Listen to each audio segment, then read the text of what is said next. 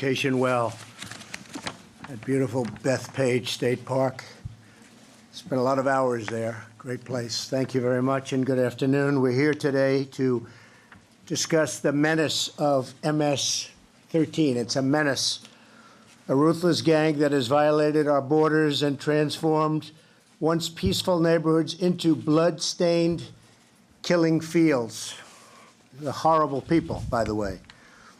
Thank you very much to Secretary Nielsen, Deputy Attorney General Rod Rosenstein. Rod, thank you. Acting ICE Director Tom Homeland, who is going to be, I hope you're going to be with us for a long time. I'm hearing he's going to go into a little bit of an easier job, but you won't be happy. You won't be happy. What a job you've done. Thank you very much, Tom. And Acting Assistant Attorney General John Cronin. Thank you very much. Thank you, John. And we also have a couple of folks with us today. Laura Curran, Nassau County Executive, wherever Laura may be. Hi, Laura. How are you, Laura? Thank you very much. I want to thank a very good friend of mine for a long time that this area knows very well, the great Peter King. Thank you, Peter. Thank you. Doing a good job. And he's fully got my endorsement, even though I assume he has no opponents. I don't know if he has any opponent. Nobody would be that crazy to run against Peter. Congressman Lee Zeldin. Thank you. Thank you, Lee. Great job you're doing. Thank you for all your help. And Congressman Daniel Donovan, really known as Dan, right? Dan Donovan, been a friend. For their great leadership in combating MS-13. Also, Erin King, you know who I'm talking about, Sweeney. Where's Erin? Where are you? Where are you? Hello, Erin. How are you? A little bit of a relationship. Oh, Rosemary. Hi, Rosemary. So you say, that's my wife. I know that's your wife. Nice to see you. Thanks, Rosemary. Thanks for being here. Thank you very much, Erin. It's a great honor to have you. We're also grateful to be joined by Commissioner Jerry Hart of Suffolk County and Commissioner Patrick Ryder. Thank you very much. Thank you very much. And they know this threat probably as well as anybody. We're especially moved today to be joined by families who have suffered unthinkable heartbreak at the hands of the MS-13 gangs. I'm truly honored to be joined again by the courageous families who were my guests at the State of the Union. That was a special evening. Elizabeth Alvarado, Robert Mickens, Evelyn Rodriguez, and Freddie Cuevas. Thank you. Thank you all. Thank you. Thank you. Thank you. Their beautiful daughters, Kayla and Nisa, were murdered by MS-13 gang members, many of whom exploited glaring loopholes, and we have the biggest loopholes of any country anywhere in the world. We have the worst immigration laws of any country anywhere in the world. But they exploited the loopholes in our laws to enter the country as unaccompanied alien minors. They look so innocent. They're not innocent. We are praying for these families with us today, and we pledge to honor the memory of those you lost with action and resolve, and I'll just add another word, with great success. And thank you very much for being here. Thank you so much. Really appreciate it. And they will not have passed in vain, that I can tell you. MS-13 lives by the motto, kill, rape, and control. That's actually their motto. Kill, rape, and control. Last month, MS-13 reportedly called for its members here on Long Island, where I essentially grew up. You know Jamaica, right? I always said Long Island's very close. To call and to see what happened is just incredible. But they killed a cop for the sake of making a statement. They wanted to make a statement. So they killed a cop, a policeman. Here in Nassau County, MS-13 gang members were charged with killing and hacking up a teenager. And police officers just told me 4 other young men were brutally murdered recently by MS-13 in Suffolk County.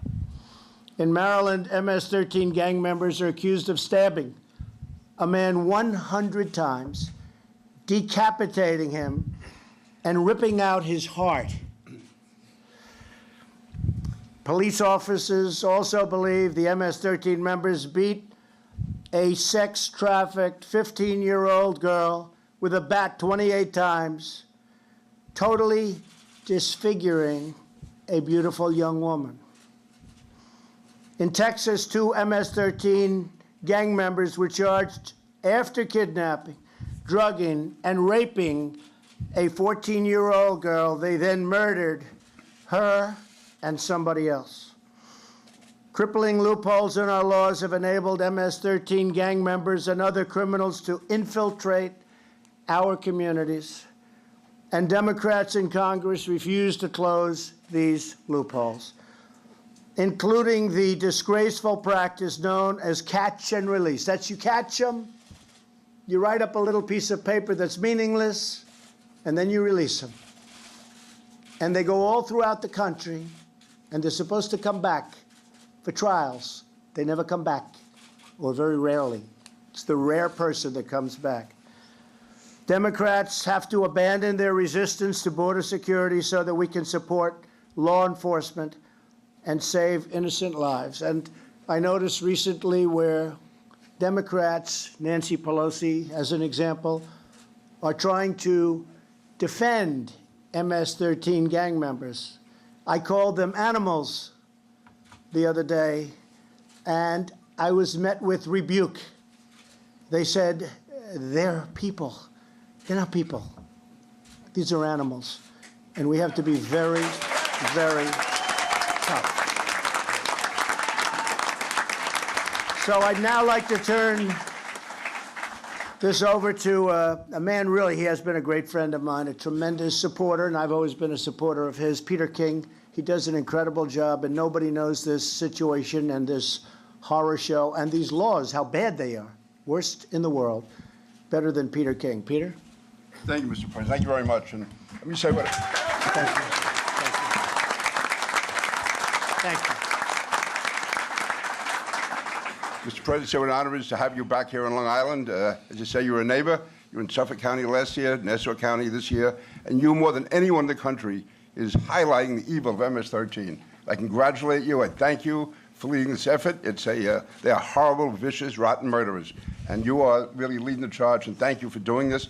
Thank you for assembling all of us here today, and thank you for mobilizing all the efforts of the federal government behind this. So thank you very much. Also, on a somewhat jocular note, let me tell Laura Curran I want to thank her for giving visas to Donovan and Zeldin to let them into Nassau County. I promise you I'll get them out of here as soon as I can, okay? So, okay. Now, we're very serious. This is a very serious issue to have these family members here. I've worked with them. I know what they've gone through. And for anyone who wants to minimize the danger of MS-13, just ask Commissioner Hart, Commissioner Ryder. They know firsthand exactly what this is all about. Let me also commend ICE for the great job that they do. Tom is here, and he's done excellent work in Suffolk County and in Nassau County, working with Nassau and Suffolk County Police. So, Mr. President, you have experts here that can talk. I just want to, again, thank you from the bottom of my heart, for all that you're doing. Thank you. Well, thank you very much, Peter. I do want to say, and I have to pay great tribute to ICE, Border Patrol, but ICE came in and they are doing a job. We are taking them out by the thousands. Now, if we had laws that were proper, they wouldn't be coming back to the extent, but they've taken them out by the thousands, and it's way down, but it's still far too much, and it's unacceptable. So I thought maybe what we'll do is we'll go around the table, say a few words. If you might, we'll start right here. You have done a fantastic job, and we appreciate it. Let's go. Why don't we start? Thank you, John.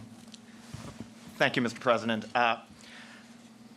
On the very day that Attorney General Jeff Sessions was sworn in, you signed an executive order with a very clear directive: reduce crime in America. And it is my honor to support carrying out your mandate by helping to bring MS-13 to justice and by working to dismantle this gang that's terrorizing our communities. I know people in this room are very familiar with the horrifying stats, but MS-13 is one of the most violent and formidable threats that our country faces today. MS-13 leaders may operate out of prisons in El Salvador, but the gang is alive and well in our streets. It is estimated there are 10,000 MS-13 members in the United States. 2,000 are estimated to be right here in Long Island. And their ranks are continually being refilled with new emissaries from El Salvador. MS-13 is infiltrating our high schools, our middle schools, even our elementary schools. The gang's brutality, as you alluded to, Mr. President, just cannot be captured by words. You mentioned their motto, kill, rape, control. They live by that motto. They kill, murdering their victims, murdering them with machetes, chains, knives, bats, firearms. They rape, gang raping young girls, selling them for sex. They control, killing not just rival gang members, but also fellow MS-13 members who are suspected of being cooperators with law enforcement or violated gang rules. For example, in March, an MS-13 member named Elmer Lopez pled guilty to murdering a fellow gang member who is suspected of cooperating with law enforcement. Lopez and his cohorts brought their victim to a secluded, wooded area in Brentwood, maybe about 15 miles from here, where they took turns slashing and stabbing him to death. Mr. President, the victim's skeletal remains were discovered more than 4 months later. A few months ago, MS-13 member Raul Landaverde Huron, who also is facing federal charges for allegedly illegally re-entering the company after he was deported. Landaverde Huron was convicted of murdering someone who had fled El Salvador for Maryland to avoid a kill order from MS-13. Landaverde Huron and his fellow thugs lured that victim to the woods, shot him in the head, and stabbed him in the face and neck. For his role in the murder, Landaverde Huron received a promotion from MS-13. Well, Mr. President, thanks to our criminal justice system, he will also be receiving a mandatory life sentence. Great.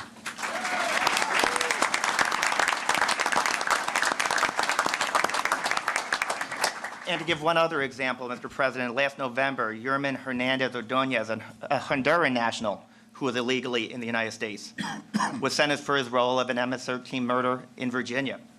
Hernandez Ordonez oversaw 2 young MS-13 recruits.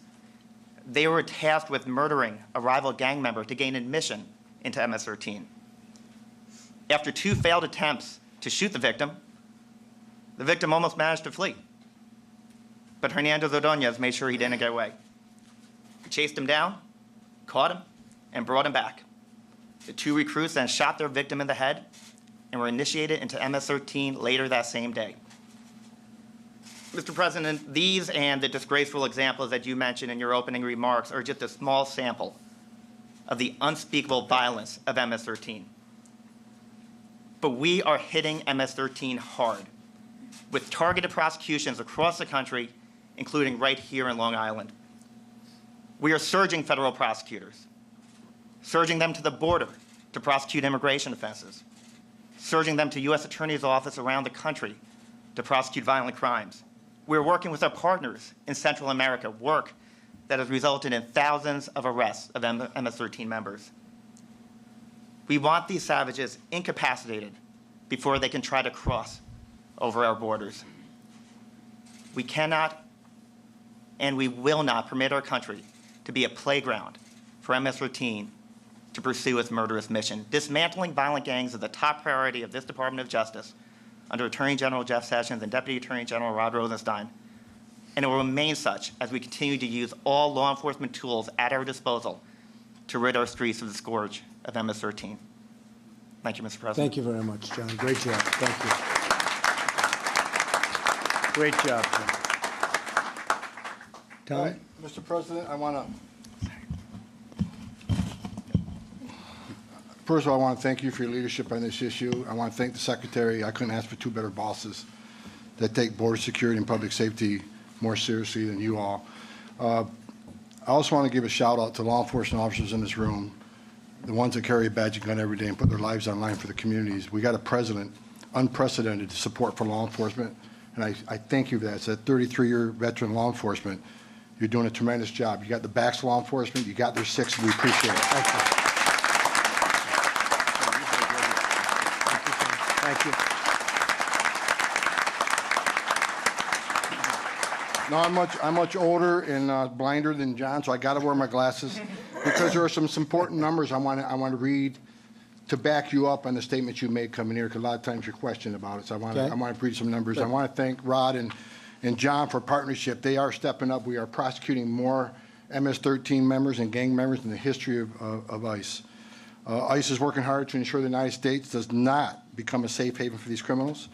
HSI, our division, our criminal investigators in HSI has continued to attack the efforts of MS-13 here domestically and abroad, which I'll speak to in a minute.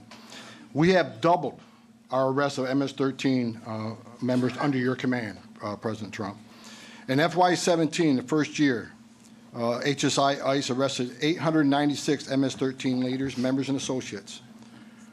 They arrested another 4,800 total gang members throughout the United States, to include MS-13. Since FY16, ICE has removed nearly 11,000 criminal gang members. Specifically about New York, the targeting of MS-13 on Long Island is one of the primary goals of ICE because New York is under attack. With a cooperative focus on sources and intelligence, our ongoing initiative, we arrested in the past year 300 MS-13 criminal arrests here on Long Island. And more than 40% of those we have verified are unaccompanied alien children. So it is a problem. There is a connection. MS-13 terrorizes communities and they commit violent crimes, as you said. I know you've been taking a hit on your comments about animals and MS-13, but I think you're being kind. Animals kill for survival. MS-13 kills for sport. They kill to terrorize, and there's a big difference there. We want to push our borders out, so we're attacking MS-13 where the command controls in El Salvador. Our attache offices in Central America are working very closely with the federal police in El Salvador, along with El Salvadoran prosecutors. We have arrested and taken off the streets in El Salvador hundreds of MS-13 gang members. We just did a trip down there. We took local law enforcement and some prosecutors down there to meet with the federal police and the prosecutors, who we've totally vetted. They are part of our vetted unit, and we've trained them. We went to one of the prisons down there where 70% of the population in that prison MS-13 gang members. These are the worst of the worst, and because of ICE's work, along the Bureau and Department of Justice, our intelligence and our evidence supplied to the officials in El Salvador put most of them people in that prison, which, if you think about it, we prevented many of these people from getting to the United States and took them out right there in El Salvador. We'll continue to do that. We'll continue to work with our Salvadoran and Central American partners to play the away game and stop most of them before they get there. I can tell you that ICE is not going to stop making this a priority until we totally dismantle this organization. We won't rest until that's happened. So I want to thank you again for your leadership. ICE is on the job. ICE isn't going away. New York, despite your governor's comments about ICE, ICE has done a lot for this state. We'll continue doing a lot for this state. We've taken nearly 5,000 criminal aliens off the street in New York, and we're not going anywhere. So we're going to be here and do our job and try to make this the safest place that the community's going to have. Thank you very much. Appreciate it. Thank you, Tom. Thank you, Tom. Great job. Thank you. Rod, thank you. Thank you, Mr. President. Under your leadership, Attorney General Sessions has made violent crime and illegal immigration a top priority for the Department of Justice, and we're making tremendous progress. We're working in coordination with Homeland Security and with our other federal partners, as well as state and local law enforcement. The feedback that we're getting, as Tom mentioned, around the country is that state and local law enforcement appreciate their partnership. It's an unprecedented level of coordination with federal law enforcement around the country, particularly on this challenge of violent crime and MS-13. John mentioned that some of the recent cases, the horrific cases we've handled in the Department of Justice. I saw this firsthand when I was U.S. Attorney in Maryland in 2005. We began using federal racketeering statutes to try to dismantle the MS-13 gang. And we had tremendous success for quite a few years.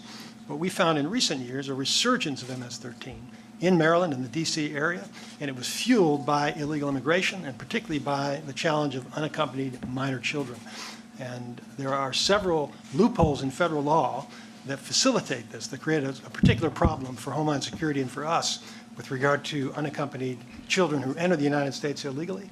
The first is that they are not eligible for expedited removal, which means that most aliens who enter the United States, if they're caught within 14 days, within about 100 miles of the border, they can be removed on an expedited basis without needing to see an immigration judge. But under federal law, all unaccompanied alien children, regardless of nationality, they have to go before a judge. They cannot be subject to expedited removal proceedings. The second challenge is that almost all unaccompanied children are released from custody, even if they want to go home. And the reason for that is that there's an exception for aliens from Mexico and Canada. They're permitted to withdraw their applications and return home. But for other countries, even if those aliens request to go home, we're not allowed to do it. We're required to put them in immigration proceedings. And in addition to that, Homeland Security is required to turn them over to HHS within 72 hours as a result of federal law. It can take months and sometimes years to adjudicate those claims once they get into the federal immigration court system, and they often fail to appear for immigration proceedings. In fact, approximately 6,000 unaccompanied children each year fail to appear. When they've been summoned, they're released and they don't show up again. The third challenge is a consent decree entered by the government in 1997, which continues to burden our efforts to enforce immigration laws. Under that consent decree, INS at the time agreed that illegal alien children would be subject to special rules, special judicial supervision that handicaps DHS's ability to detain and promptly remove unaccompanied alien children. And the fourth challenge that we face is that once released, as you mentioned, many of them never come back again. With very few exceptions, once those unaccompanied alien children are released into the community, even if they're gang members, they will generally remain in the United States. They frequently abscond and fail to appear for the removal hearings. Approximately 90% of all removal orders each year result from a failure to appear at a hearing. And according to Homeland Security statistics, less than 4% of illegal alien children are ultimately removed from the United States. So most of them, once they're released, they're here to stay. The consequence of these loopholes, Mr. President, is that although we're doing everything we can to combat crime in the United States, we're letting people in who are creating problems. We're letting people in who are gang members. We're also letting people in who are vulnerable. Many of these alien children who have no parents, no family structure, we're releasing them into communities where they're vulnerable to recruitment by MS-13. And so some of these kids who come in without any gang ties develop gang ties as a result of the pressure that they face from people that they confront in the community. So we're hopeful, Mr. President, that we can get some assistance from the Congress in closing some of these loopholes so that our law enforcement officers won't have to work so hard, and so we won't have more victims like Kayla and Nisa. Thank you. And I think that's great, Rod, and I think it's happening. I mean, I'm seeing a willingness, even to a certain extent by the Democrats, is starting to come around, but it's brutal. It's brutal, as you know better than anybody. It's a tough situation. We need the laws enhanced very substantially and very quickly. Thank you, Rod, very much. Very nice. Patrick. Mr. President, first of all, on behalf of all our Nassau County police officers, and I think I could speak for every officer in this room and in this country, we know we have a president that has our back and supports us every single day when we go out and do the mission that we are tasked to do. We have about 500 identified MS-13 members in Nassau County. About 250 of them are active. And we do that through everything is evidence-based and through intelligence-led policing. Last year in 2017, we had 6 kids that were murdered in Nassau County by MS-13. Of those 6, 1 was shot in the face, 1 was shot in the back of the head, 4 of them were violently butchered by machetes and buried in shallow graves throughout our county. Those victims, 3 of them were 15 years of age. 2 of them were 18. Out of the 6 people that committed these murders, 9 people were arrested last year. 7 of the 9 that were arrested were undocumented in this country. So we have a population of 1.3 million people here in Nassau County. 17% Hispanic makeup. I've been to these communities, I've spoken to these people, I've addressed them at town hall meetings, and our pop cops have been there. They're good, hard-working people in the community. 90% of the crime is done by 10% of the population. MS-13 is making up a good percent of that 10% in that community. We need to go out at an intelligence way to attack it. We need to go out with evidence-based approaches. what I would like to see here in Nassau County, we have a great partnership with Homeland. We have a great partnership with ICE. They've done nothing but support us. Our U.S. Attorney's Office and our District Attorney's Office has been great in their prosecutions.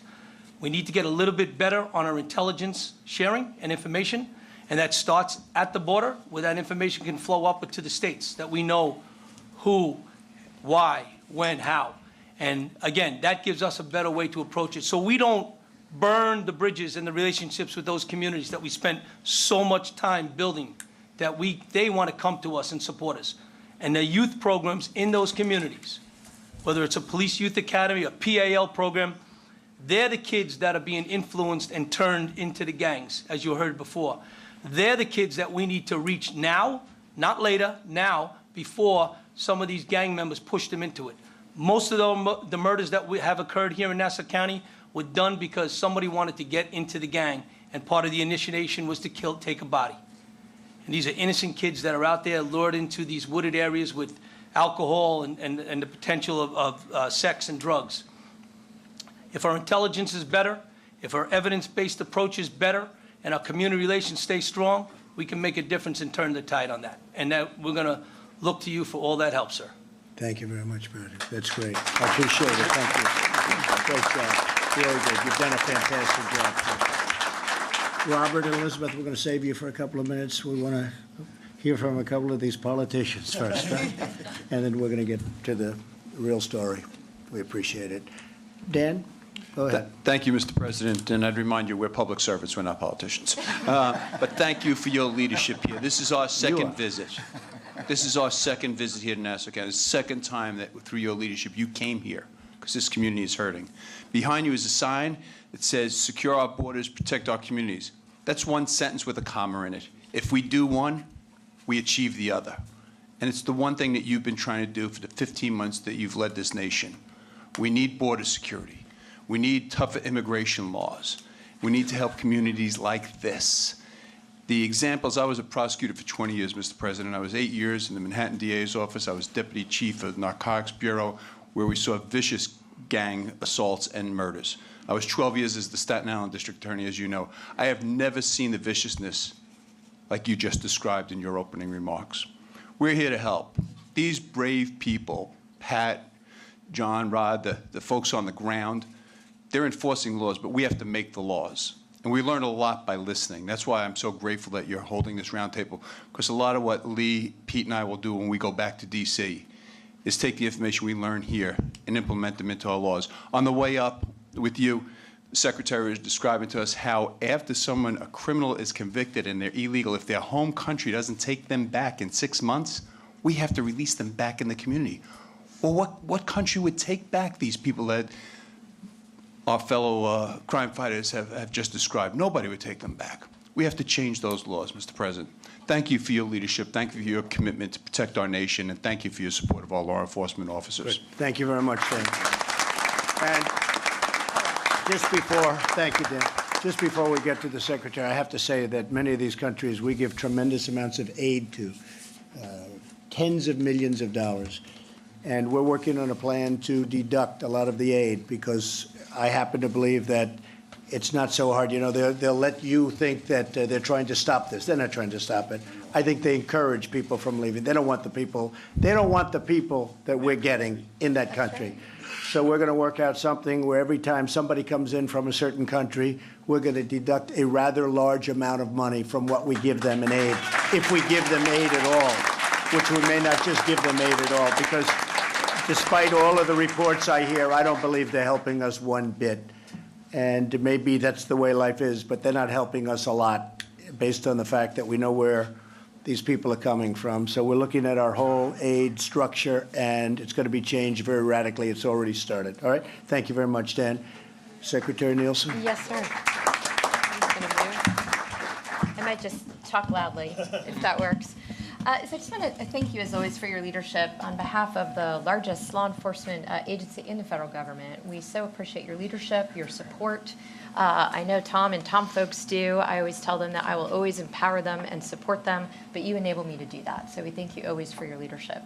I want to thank the commissioners. I want to thank the members of Congress here.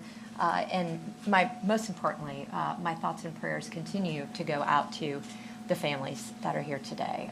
This obviously should never have happened, and we will leave no stone unturned until we combat it. I do want to say, horrifyingly, to knit together everything that folks have said before, 7 of the 13 gang members that murdered these lovely girls were unaccompanied alien children that came into the country. And the problem with that is they come in, they're recruited, as was described by the commissioner, but they also come in and they pay a debt. The smugglers require them to serve in the gangs to pay the debt for the smuggling. So they're either forced to join the gangs, or they're tricked into joining the gangs, or they're recruited to join the gangs. So there absolutely is a tie between all the loopholes the Deputy Attorney General described and the resurgence of these gangs in our communities. The other 2 loopholes I might have just mentioned, one was just mentioned. The other one is that we still cannot bar known gang members from coming into our country. We have to change the law. We know who they are. We know what they do. We do not, under the law, have the ability to make them inadmissible on the face of being a gang member. So we have to change that. So DHS, as the director knows, we're leaving no stone unturned, as I said. We're securing our borders. We're building your wall. We're increasing technology. You've deployed the National Guard. We have 3,000 apprehensions that are attributed in addition to the fact that the National Guard is there. We're enforcing the law. I also would like to join the director in thanking everyone here that represents law enforcement for putting your lives on the line every day to help our communities. You have tremendous thanks from all of us.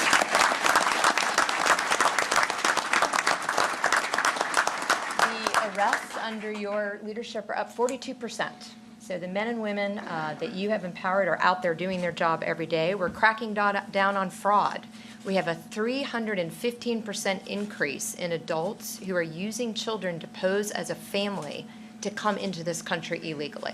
We cannot have that. So we're cracking down on fraud. We're cracking down on adults who pretend to be children to come in because they know that's a loophole. And we're certainly cracking down on the false asylum.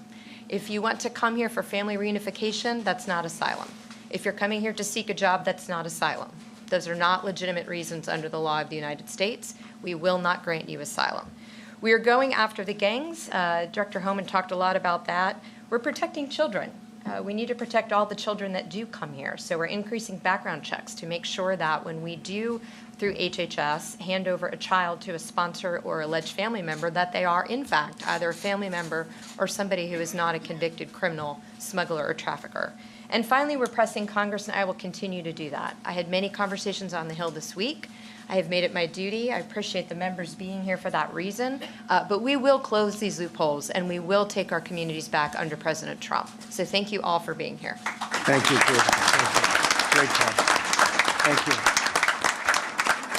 And thank you for the really great job you're doing. I really appreciate it. Not easy. Not easy. Lee? Mr. President, thank you for coming back again. This is your second time in less than a year that you're on Long Island for this purpose. And the message that gets sent to the victims of MS-13 is certainly being heard and felt by them. The message is being heard and felt by the law enforcement officers here on Long Island who MS-13 has been threatening. It sends a strong message not only to Long Islanders who care about our community and our public safety, but it also sends a strong message all throughout our entire country. It's really important when you run for office that you're able to keep your promises. And the effort that you have been showing to ensure the defeat of MS-13 is incredibly important, and it's recognized. I was last week in Jerusalem, where we were moving an embassy and a promise was being kept. I was in the Middle East last Christmas, visiting our troops where ISIS is almost completely wiped off the map in Iraq and Syria. It's so important for us to keep our promises. The message is being sent not just to Long Islanders, but all throughout the entire country. You have to, when wanting to eliminate a threat, be willing to identify it. And what we saw with the reaction to, it was the California sheriff asked you about MS-13, and you responded immediately to that remark and called them animals. And as our acting ICE director said, that was a nice way of putting it. But if you're not willing to even identify the threat, you have no chance of eliminating it. Same thing if you want to get rid of the heroin and opioid abuse epidemic, another promise that you're keeping. Locally, we have seen many indictments coming down from a great local U.S. Attorney's Office. There's a U.S. Attorney here, Rich Donahue, who I'm a little biased towards. He's a former 82nd Airborne Division paratrooper. But we're seeing indictment after indictment come down here in the Eastern District, and it's a product of all of the people who are here at this table who work for them, working at every level of government. We're about to hear from Ms. Hart, our new police commissioner in Suffolk. Everyone working together to ensure that this is accomplished is critical. This issue should transcend partisan politics. And unfortunately, it's not right now in Congress. Nancy Pelosi recently took 9 hours on the House floor to celebrate the humanity and the behavior that encompasses what has torn apart the hearts of our families who are here. As far as sending messages, it's also an important message to send to congressional Democrats. You have shown a willingness to compromise on this issue. An uncomfortable, you've put your neck way out there.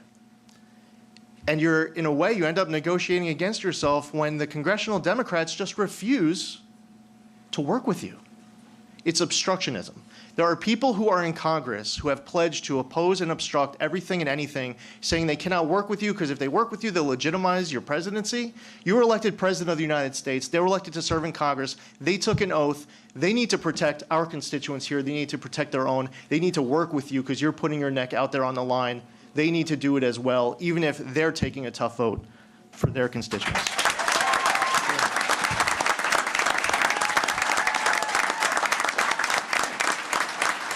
As far as policy issues, we stand with you for stronger border security and interior enforcement. We agree that there is a need to end catch and release, to end this use of visa lottery.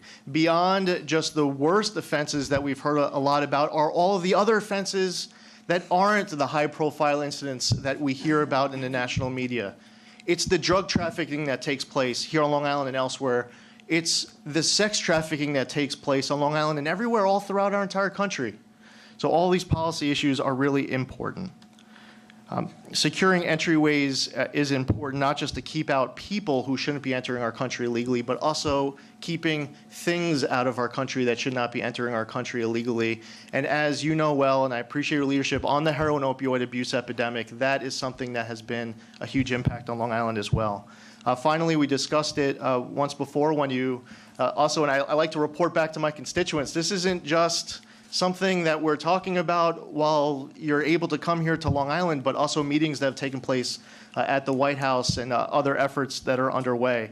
But there is a need to have a tool given to our Justice Department, in my opinion, to be able to end our Homeland Security, to be able to revoke the naturalization of someone who it turns out that they were engaged in gang violence before they received their naturalization.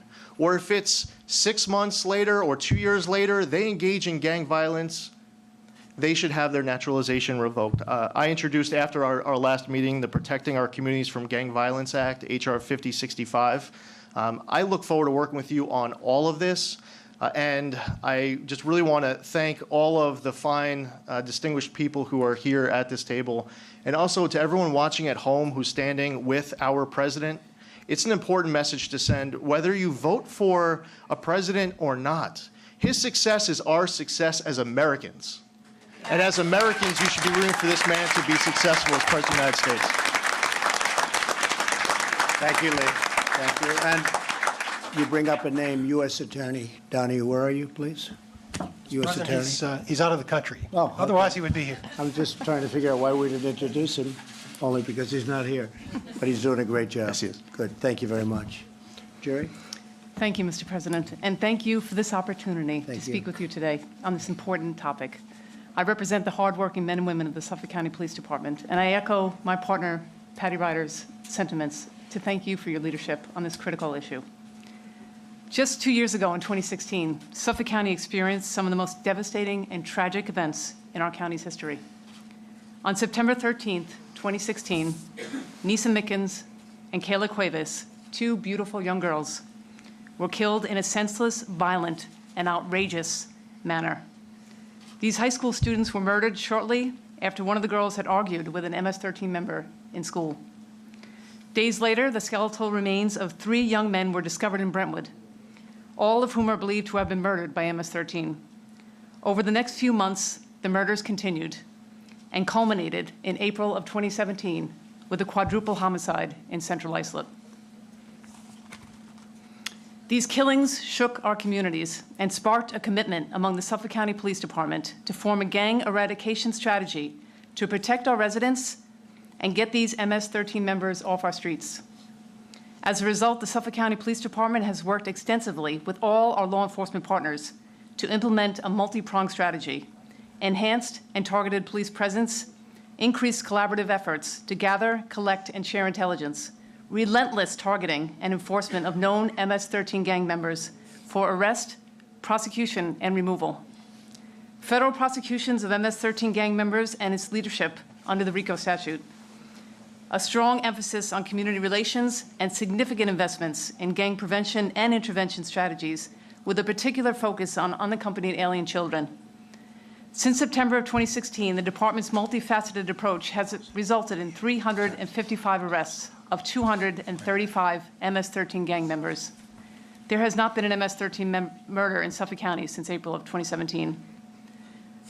MS-13 sustains itself by constantly recruiting new members, and particularly minors. MS-13 members recruit children placed in communities in Suffolk County through the UAC program. Since 2014, 4,965 UACs have been placed in Suffolk County, making it the largest recipient of UACs in the nation. While the vast majority of these children live law-abiding lives, many of them are susceptible to gang recruitment. They are young, alone, adjusting to a new country, culture, and language, and are seeking a sense of belonging.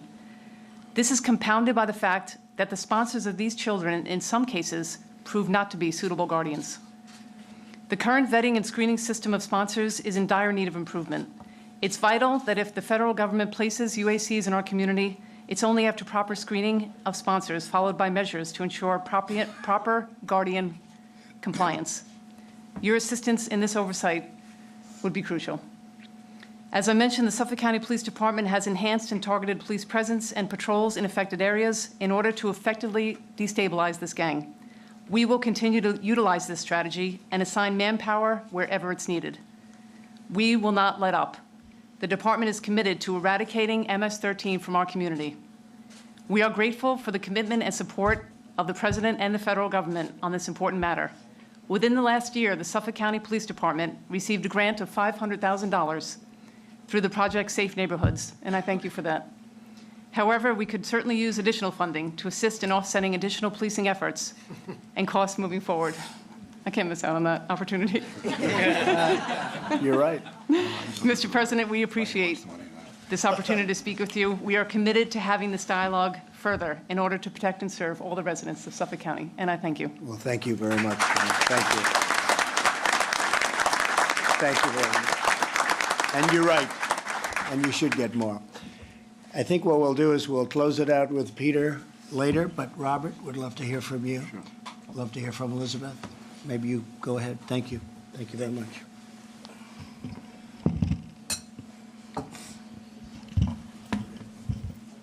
I would like to say thank you, Mr. President, for all the hard work that you've been doing since you got into office with help eradicating this gang, help bringing some type of peace to our home, even though it's still not going to be the same.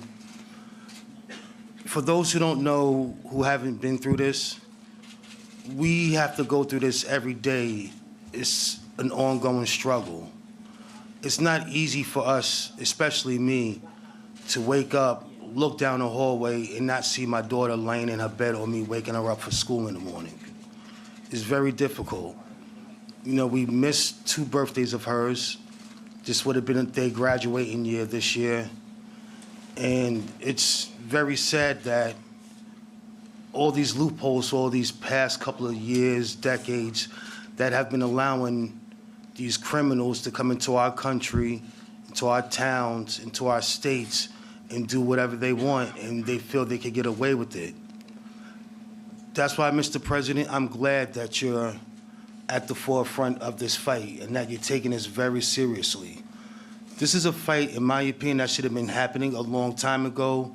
I don't know why it hasn't, but thank you for doing what you're doing right now. And I do honor what you're doing, and I do believe that you are going to do your best to eradicate this gang and all other gangs. You know, it's one thing for children to have a little argument, a little fist fight, walk away the next day, but to murder another student, your fellow classmate that you see every day, you're not, in my opinion, you're not an ordinary human. You know, whatever they believe to make them do this, to make them gain recognition inside their gang, then come later on to find out that if they do something wrong, they will be eliminated also by their own gang members. These children are not using their head. I'm not sure if it's because they're alone, they're scared, they're being pressured. It's a lot. But these children, they really need to stop hurting each other. Because if these children are our future, we're not going to have a future. We really won't. And I really do believe that with the president's help, Nassau and Suffolk County Commissioner, and to the other 49 states, we will win this war against MS-13 and other gangs. Because our streets should not have to be bloodshed. Our streets should be filled with children riding bikes, playing kickball, basketball, baseball, whatever they love to do to make them happy. Us as parents should not have to bury our child. And it's just hard. It really is hard. You know, there's people every day who question what the president says, and I try to explain to them the best that I can, but they're not seeing a bigger picture. It hit home with him because he's a fellow Long Islander. We can't have children kill children anymore. You know, it's going to be a division amongst communities eventually if this doesn't stop. There's already a division now between protesters and the ones who are sticking behind our president. As far as the protesters, they're not seeing the bigger picture because they're not living the life that we have to go through every day. If they were to see how we have to live every day, wake up, sometimes I forget and I feel that she's in her room and I'm ready to go pick on her or do something that a father and daughter would normally do. They're not living through that. They're not living through the pain where, okay, for a while we could be fine. The next thing you know, it's something that will spark a memory of our loved one and it could bring us back to times and places that we try not to remember that's still going to be in our mind until we rest in peace. And what they have done to us, we have learned to take a tragedy into something positive. We're sitting here, we're giving speeches, we give comments, we give our concerns, we try to stay active in the community just to reach out to those who may be afraid to speak up and to say something. And it's very important for us people in the community to come together with our local law enforcement to help get rid of these members off our streets, out of our schools, put them where they belong, in prison.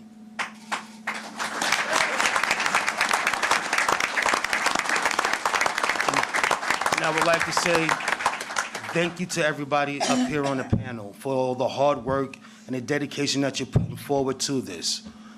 Obviously, this is a very touching subject because there's immigration involved, but they have to realize America is based off of immigration. Everybody who came here as an immigrant wanted the American dream. The American dream is still there, but if you're gonna come here with acts of violence, you can stay in your own country with that because we don't need it here anymore. Thank you. Thank you, Robert. So beautiful. Thank you, Robert. Incredible. It's incredible. Thank you. And the American dream is coming back bigger and better than ever. You know that. And I have to say the protesters, they're not so big anymore. They're dwindling. They're getting it. Everyone's getting it. And what you just said is beautiful, and we appreciate it. Thank you. Really nice. Elizabeth, would you like to say something? Thank you, Robert.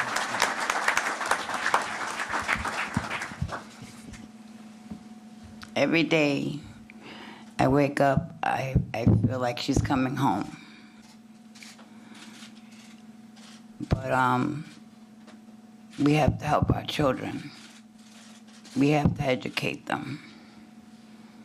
We have to, look into the schools and make sure that your kids are okay. My daughter was only 15 years old, and she acted like a 30-year-old. She already knew what she wanted in her life. And at 5:23, every day of my life, I feel like she's gonna come through that door. But I know she's not. And for her legacy, I will try to do the best I can to educate parents, children, little kids. If you need to talk to me and you're scared, I'm here. I will always be here. Because my daughter wants me to be here. And I miss her very much. There's not one day that goes by that I don't think about her.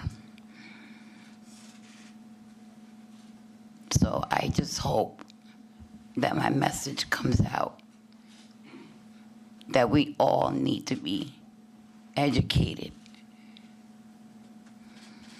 on how MS-13 is.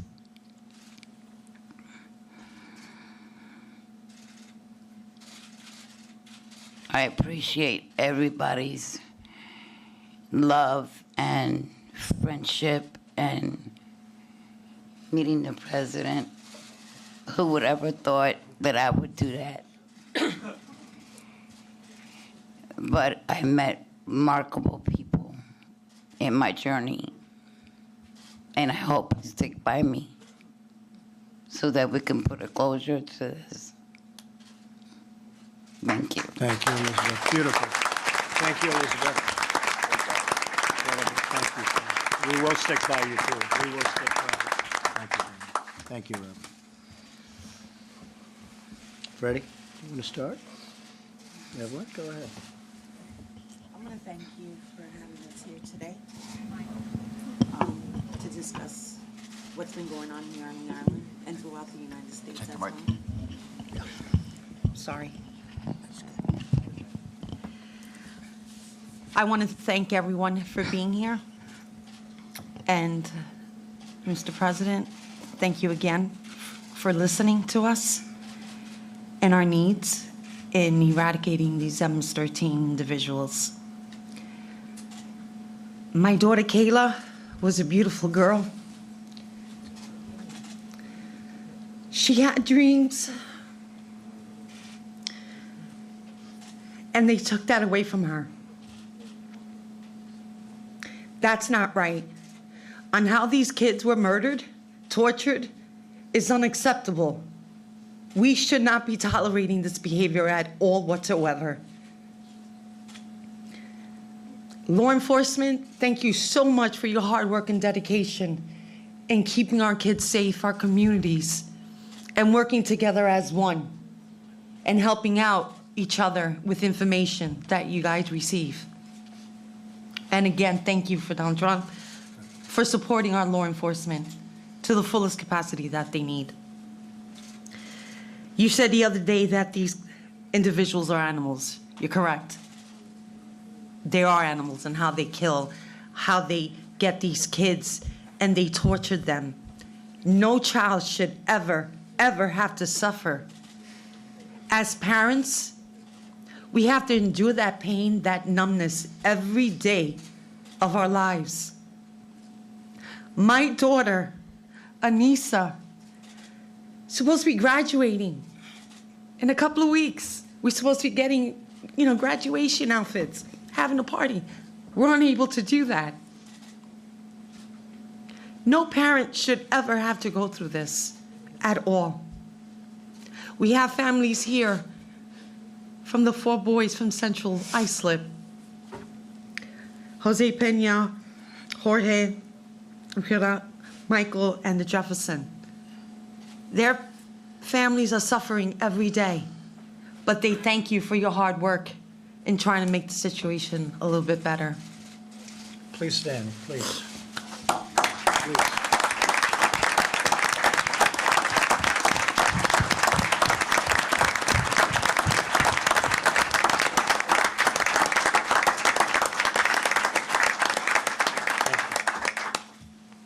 People have to realize that these situation originates in school. It plays out in school, and it comes out into the streets. We need to focus on what's happening in the schools. We have to put in professional educators in there to help the teachers, the school administration, how to handle this. They say they know how to handle it. They really don't. 2 years, as you've heard before, I was fighting with the school district, 2 years for my daughter, and they did nothing. In fact, they lied in my face. So we can't tolerate that behavior either in the schools. When there's a problem, they need to notify. When there's a threat, they need to notify law enforcement immediately. They need to get help. And if they say they have it under control, they're basically lying in your faces. They do not have this under control. These people, these individuals, they know what they're doing. They know how to work. At one point, they were called organized crime. They know how to work it. We need to stop it. All originates in school, and it plays out in the streets. And a lot of these kids are innocent. They don't know. They don't have the guidance. These kids are coming in unaccompanied. They don't know who to turn to. They're afraid. They're coming from a country that they were afraid with their law enforcement, people they couldn't trust. Here, we have to make sure that the resources and the programs are there for them.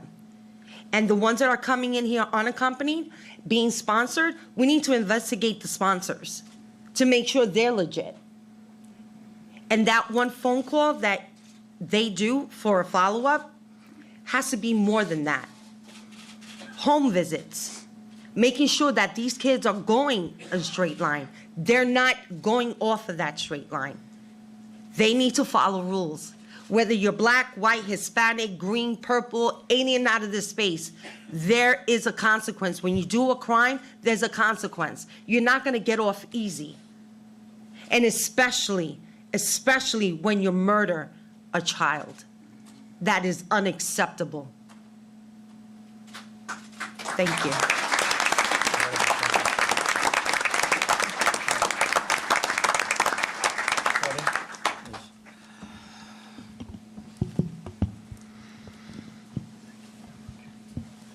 First and foremost, Mr. President and everybody on this panel, there's too many names I can say at once. I would like to say thank you from the bottom of my heart. This is the third time that you visit Long Island, second time, excuse me.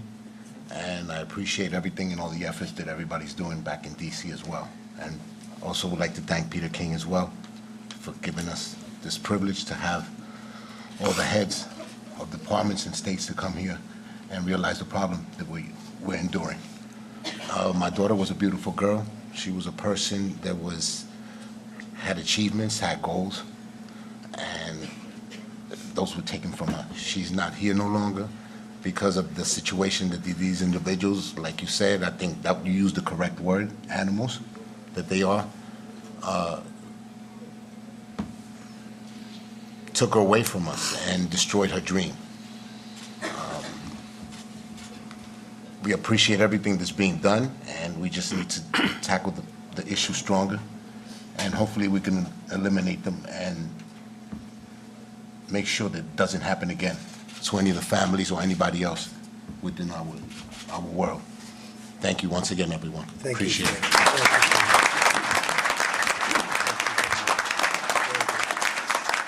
Thank you, Peter? Thank you, Mr. President. Again, let me thank you for doing this. We also acknowledge our town supervisor, Joe Saladino, who's here today and doing a great job.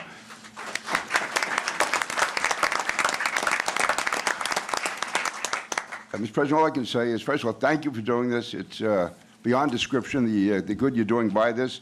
I think this is one of the most important and significant events ever on Long Island because it addresses an issue which local people have been facing for a long time, but for the first time, the federal government at your level, the U.S. Attorney's always been trying, and ICE, others, but no one from your level has ever given the attention you have. So I want to thank you very much for what you're doing. Thank you for your dedication. Thank you for always being there.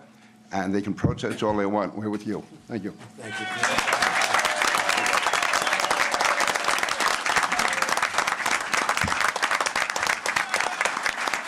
Well, I really want to thank all of the families. And Robert, Elizabeth, so beautiful. Thank you very much. I really appreciate that. It was incredible. And Freddie, Evelyn, thank you very much. Not much you can say other than we are really working hard on this problem. This is a horrible problem. We're bringing them out, and our people are rougher than them. That's the only language they understand. It would be wonderful if we could talk nicely and softly, but the only language they understand is their toughness. And Tom, you've displayed it. Your people have displayed it.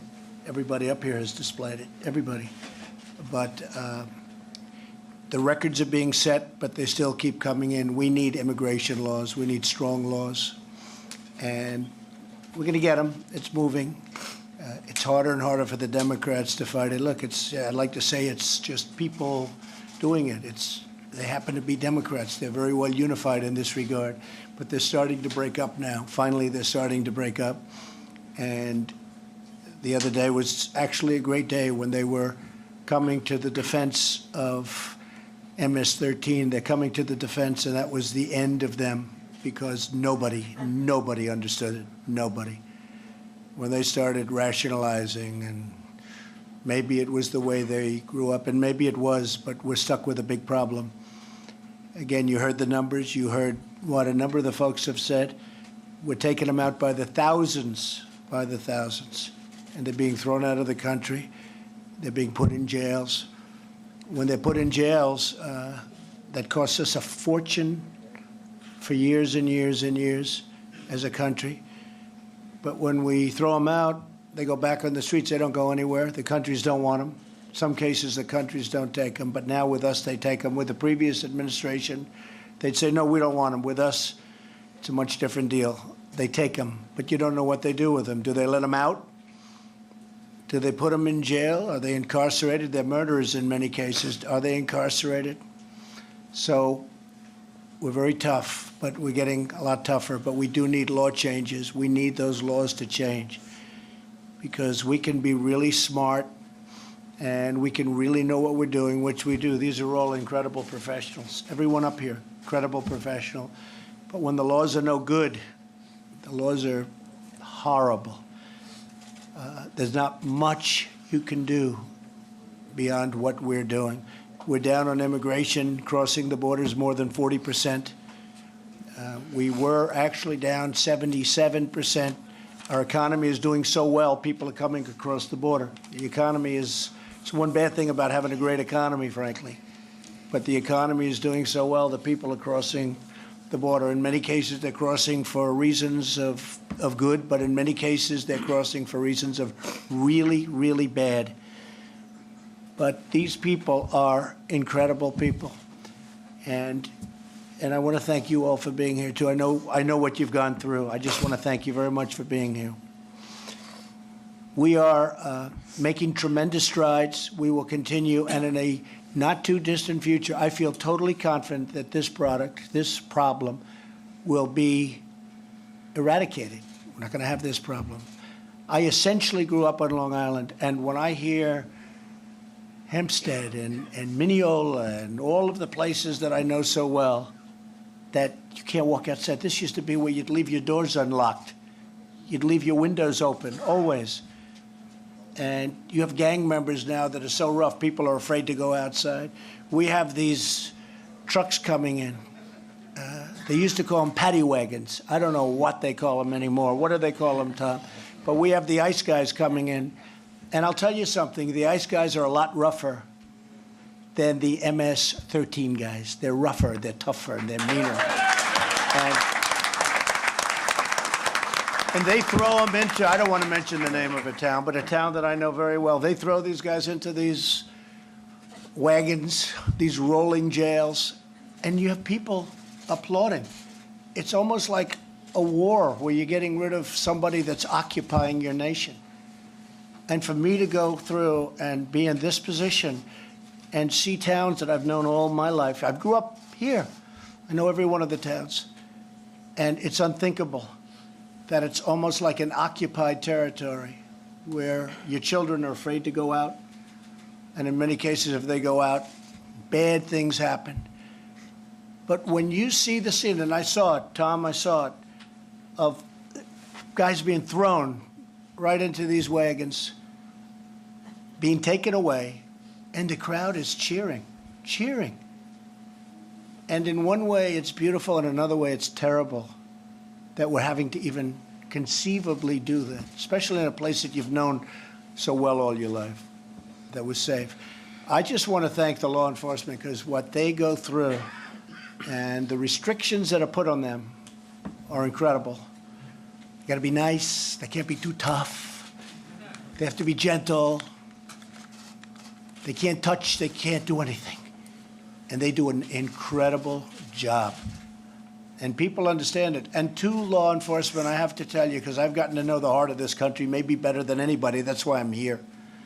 The people out there love you and respect you. You may read a lot of stuff.